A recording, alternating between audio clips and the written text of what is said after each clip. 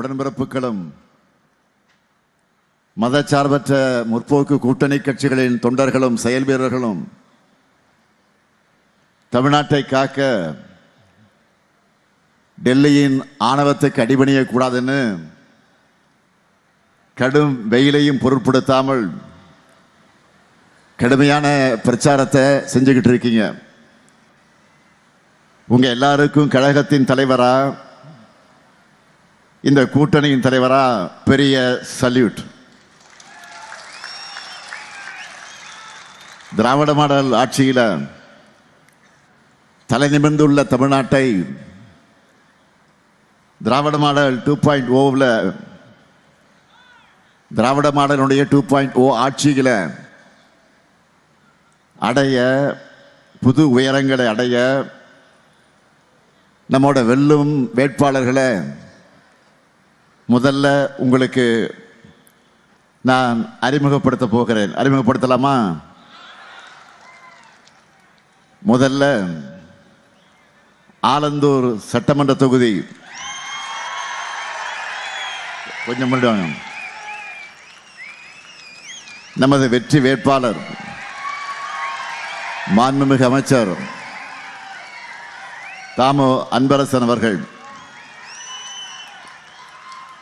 ஆலந்தூர் தொகுதியில் 4வது முறையா போட்டியிடுகிறார். 25 ஆண்டுகளா மாவட்ட கழகத்தின் செயலாளராக இருக்கிறார். இதுவே மக்கள் செல்வாக்கும் உழைப்புக்கும் எடுத்துக்காட்டு. நம்மளோட திராவிட மாடல் ஆட்சியில் குறு சிறு நடுத்தர தொழில் நிறுவனங்கள் பெரிய அளவில் பாராட்டக்கூடிய வகையில், சாதனை செய்யக்கூடிய வகையில் வளர்வதற்கு துணை நின்ற அமைச்சர் அன்பரசன் அவர்களுக்கு நீங்கள் எல்லாம் உதயசூரியன் சின்னத்தில் வாக்குகளை அளிக்கணும். அடுத்து திருப்பெரும்புதூர் சட்டமன்ற தொகுதி நமது வெற்றி வேட்பாளர் தமிழ்நாடு காங்கிரஸ் கட்சி தலைவர் அருமை சகோதரர் செல்வ பெருந்தகை அவர்கள், அன்னை சோனியா காந்தி அவர்கள் மற்றும் அன்பு சகோதரர் ராகுல் காந்தி அவர்களுடைய ஆதரவை பெற்ற வேட்பாளர். தமிழ்நாடு சட்டமன்றத்தில் காங்கிரஸ் கட்சியின் சார்பில் தன்னுடைய வாதங்களை ரொம்ப சிறப்பாக உறுதியோடு முன்வைக்கக்கூடியவர். இவர் பேச எழுந்தால அதிமுக பயப்பட்டு கத்துவாங்க. தமிழ்நாட்டில் மதச்சார்பற்ற முற்போக்கு கூட்டணி வலிமையாகவும் தோழமை உணர்வோடு இருப்பதற்கு காரணம், அந்த காரணகர்த்தாக்களில் ஒருவராக இருக்கக்கூடியவர் நம்முடைய சகோதரர் செல்வ பெருந்தகை அவருடைய பங்கு முக்கிய காரணம். இதை அவர் பல நேரங்களில் உணர்த்தி இருக்கிறார் தன்னுடைய செயலால். எனவே அவருக்கு நீங்கள் எல்லாம் கை சின்னத்தில் உங்கள் வாக்குகளை அளித்து அவரை வெற்றி பெற வைக்கணும். அடுத்து உத்தரமேரூர் சட்டமன்ற தொகுதி நமது சுந்தர் அவர்கள் 1989, 1996, 2006, 2016, 2021 என தொடர்ந்து உத்தரமேரூர் தொகுதி மக்களுடைய நம்பிக்கையும் நன்மதிப்பையும் பெற்ற செயல் வீரர் வெற்றி வீரர் சுந்தர் அவர்கள். காஞ்சிபுரம் தெற்கு மாவட்ட கழகத்தினுடைய செயலாளர். மக்களுடைய மக்களாக இருப்போம் என்பதற்கு அவருடைய தொடர் வெற்றிகளை எடுத்துக்காட்டு.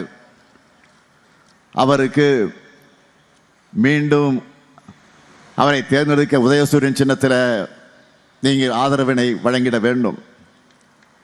அடுத்து செய்யூர் சட்டமன்ற தொகுதி நமது வெற்றி வேட்பாளர் விடுதலை சிறுத்தைகள் கட்சியை சார்ந்த சிந்தனை செல்வன் அவர்கள்.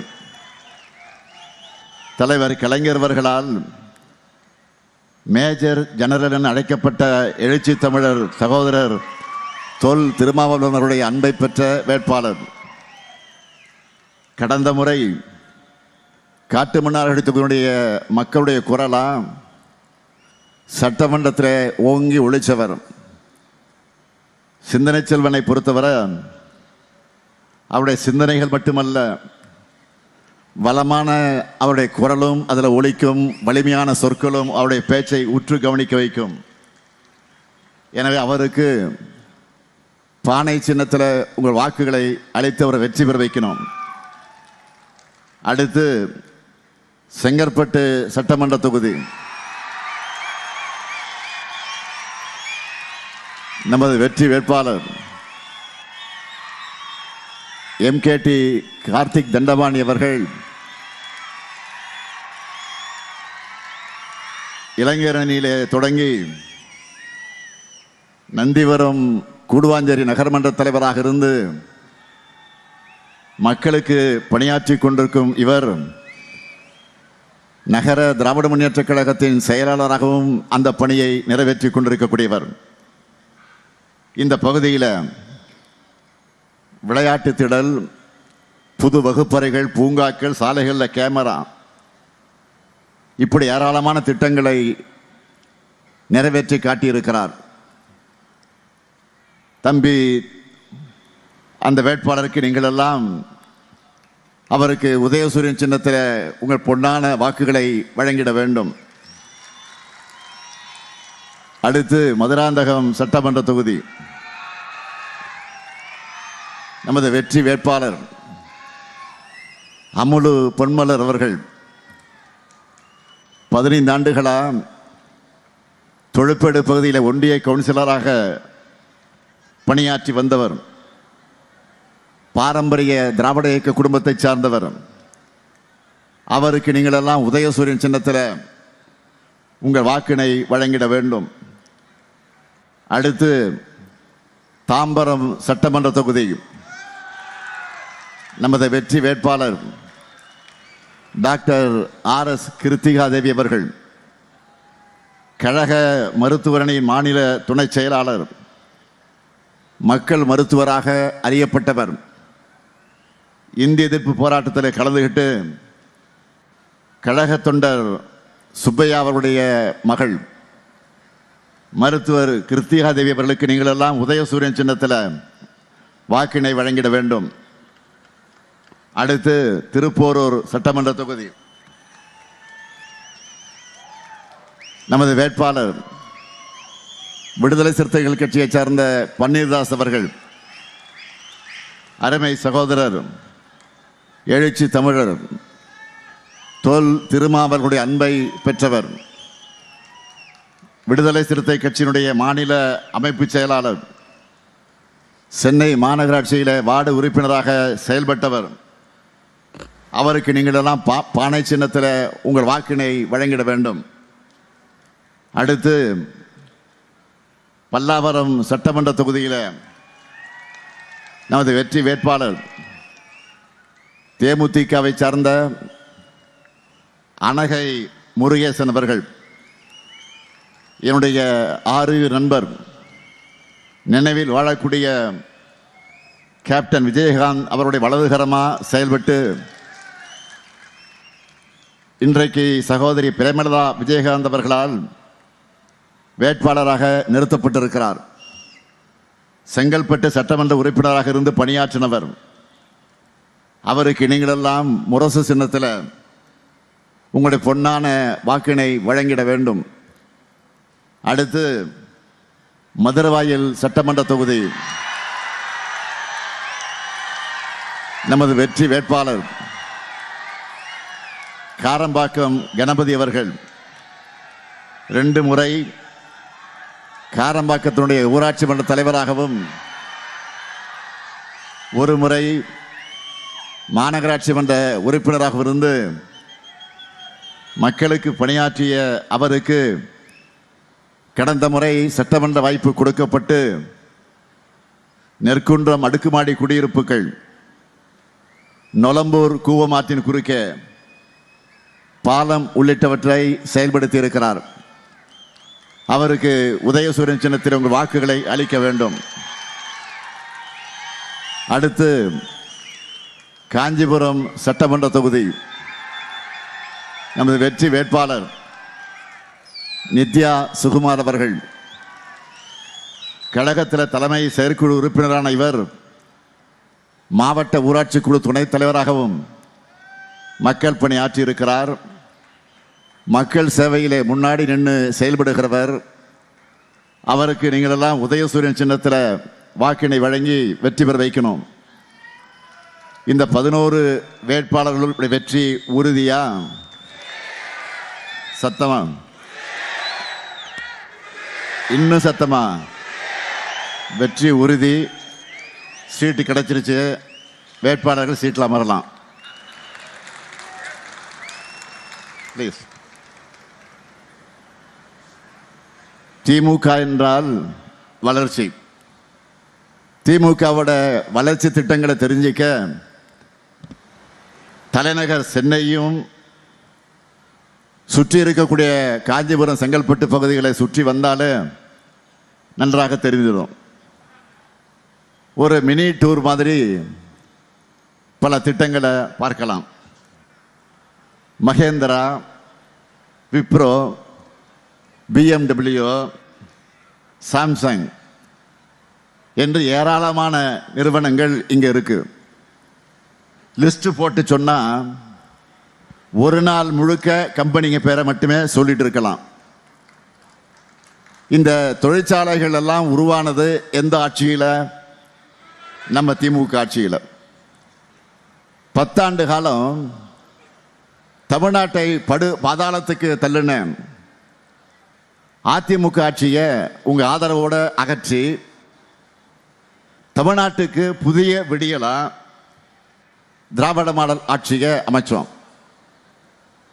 திராவிட மாடல் ஆட்சியில் இந்த பகுதிக்கு செய்யப்பட்டிருக்கக்கூடிய திட்டங்களை நான் சொல்ல வேண்டும் என்று சொன்னால், செய்யூர் ஆலந்தூர்ல அரசு கலை அறிவியல் கல்லூரி, தாம்பரத்தில் அரசு தலைமை மருத்துவமனை, கிளாம்பாக்கம் கலைஞர் நூற்றாண்டு பேருந்து முனையம், மாமல்லபுரம் நவீன புது பேருந்து நிலையம் கட்டி முடிக்கப்பட்டு தயாராக இருக்கு. நாம தான் ஆட்சிக்கு வர போறோம், விரைவில் திறக்க போறோம். நெம்மேலி கடல்நீர குடிநீராக்கக்கூடிய நிலையம், தாம்பரம் சானிட்டோரியம் ஜட்ஜி காலனியில் தோழியர் மகளிர் விடுதி, இப்படி ஏராளமான திட்டங்களை செஞ்சிருக்கிறோம். அது மட்டுமல்ல, ஏர்போர்ட் பக்கத்தில் தமிழ்நாடு ஹஜ் இல்லம் கட்டிக்கிட்டு இருக்கிறோம். ECR முட்டுக்காடில் உலக தரத்திலான கலைஞர் பன்னாட்டு மாநாட்டு மைய கட்டுமான பணிகள் நடந்து கொண்டிருக்கிறது. OMRக்கும் ECRக்கும் நடுவில் கோவளம் உவவடி நிலப்பகுதியில் புது குடிநீர் தேக்கத்துக்கு மாமல்லன்னு பெயர் சூட்டி புது குடிநீர் தேக்கத்துக்கு அடிக்கல் நாட்டி இருக்கிறோம். திருப்பூர் வட்டம் பேரூர் ஊராட்சியில் கடல் நீரை குடிநீராக்கும் திட்டத்துக்கான கட்டுமான பணிகள் நடந்து கொண்டிருக்கிறது. 2021 உங்கள் ஆதரவோட தமிழ்நாட்டை மீட்டெடுத்து இன்றைக்கு இந்தியாவிலேயே நம்பர் 1 மாநிலமா தமிழ்நாட்டை உயர்த்தி இருக்கிறோம். இந்தியாவைக்கே வழிகாட்டுகிற மாடல் திராவிட மாடல் தான் சொல்ற அளவுக்கு மாநிலத்தை தலைநிமிர வச்சிருக்கிறோம்.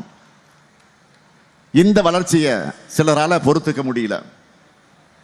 அதிலும் எதிர்க்கட்சி தலைவராக இருக்கிற பழனிசாமி அவர்கள் அவதூறுகளை மட்டுமே பேசிக்கிட்டு இருக்கக்கூடிய அவர் இதுவரைக்கும் அப்படிதான் பேசிட்டு இருந்தார். இப்போ திடீர்னு என்னுடைய மரணத்தை விரும்பி பேசி இருக்கிறார். மாதந்தோறும் உரிமை தொகை கொடுத்து 1,31,00,000 மகளிருக்கு துணை நிற்கக்கூடிய நான் இல்லாம போகணுமா?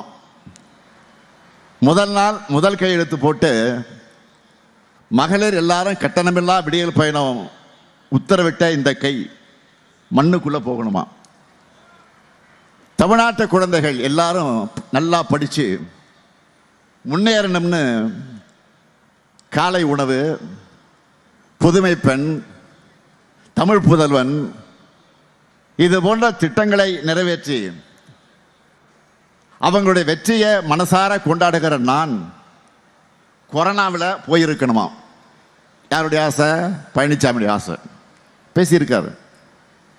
ஏழை எளிய மக்கள் உடல்நலத்தோடு இருக்க வேண்டும் என்று மக்களை தேடி மருத்துவம், இன்னும் காப்போம் நம்மை காக்க 48, நலம் காக்கும் ஸ்டாலின், இதயம் காப்போம் அந்த திட்டம், கலைஞர் நூற்றாண்டு பன்னோக்கு மருத்துவமனை, இது மாதிரியான திட்டங்களை செயல்படுத்துகிற இந்த ஸ்டாலின் இல்லாம போகணுமாம்.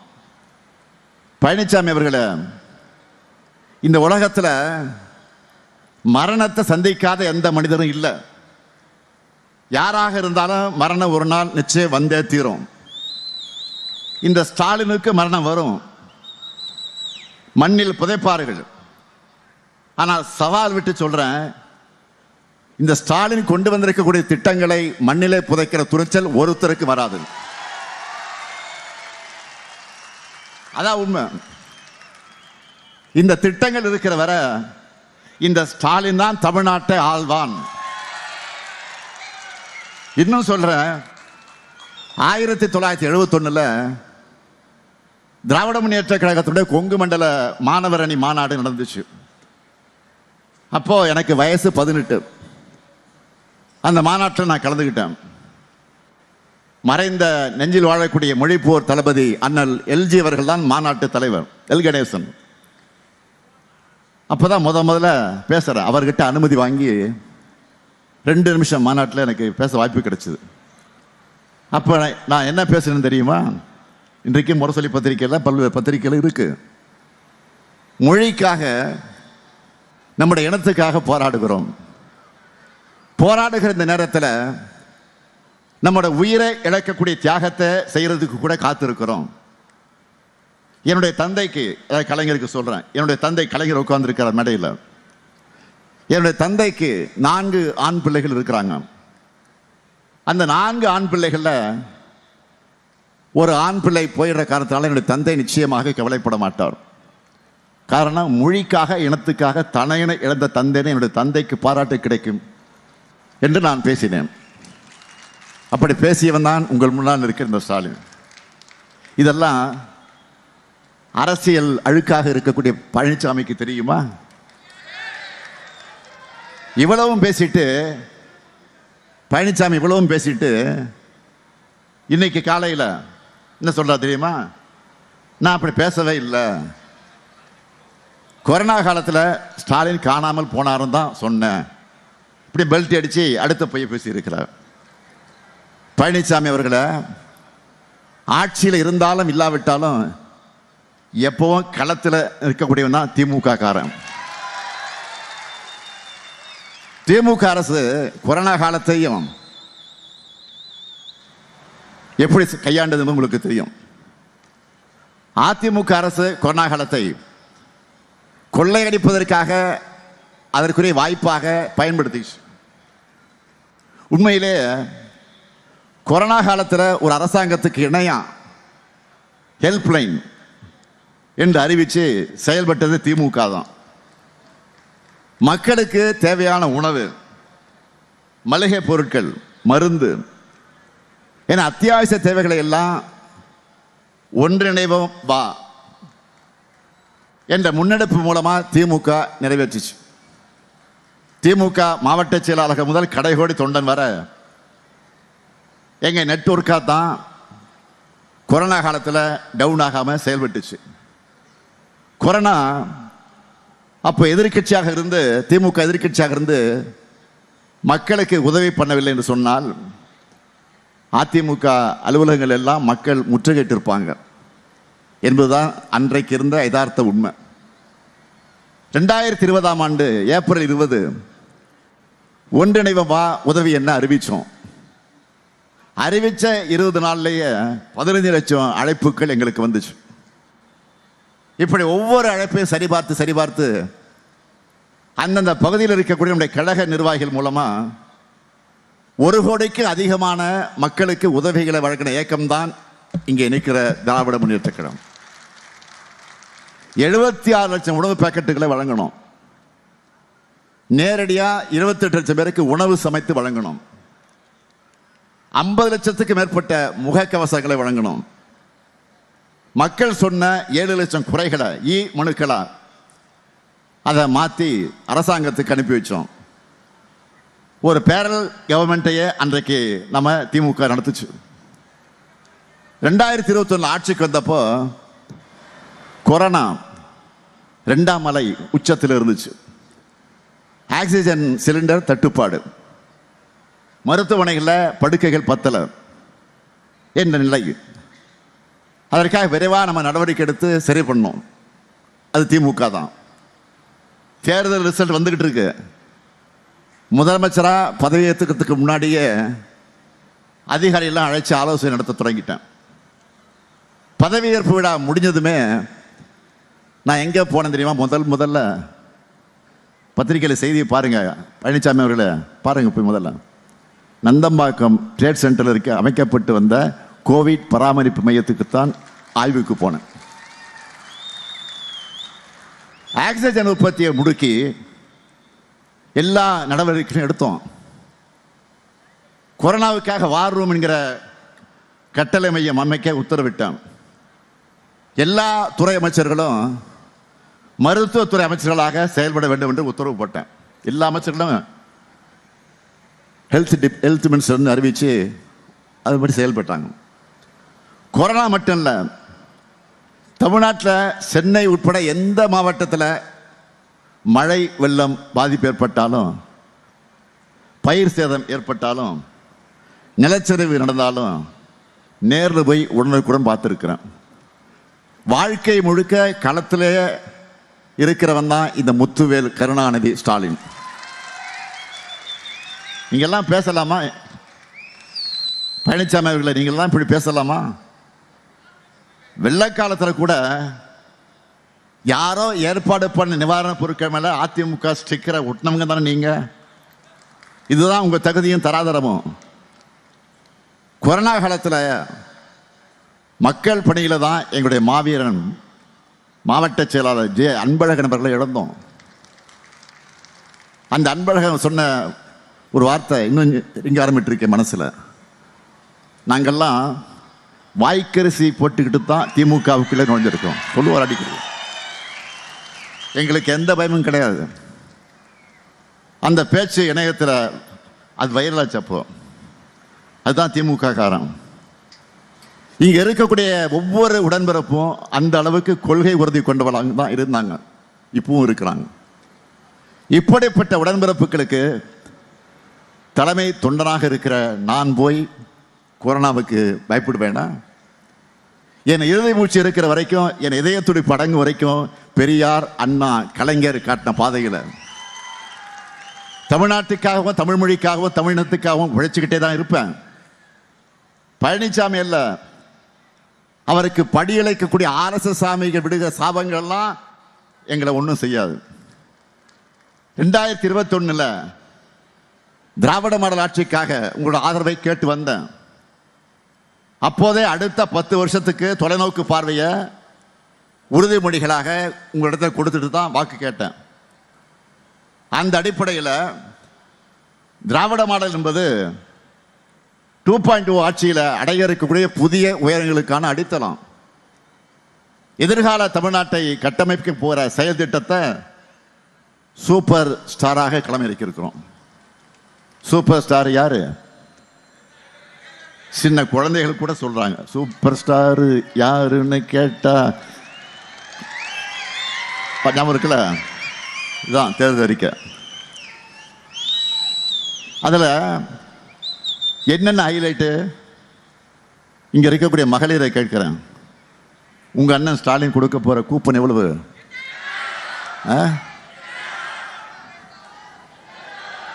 8000.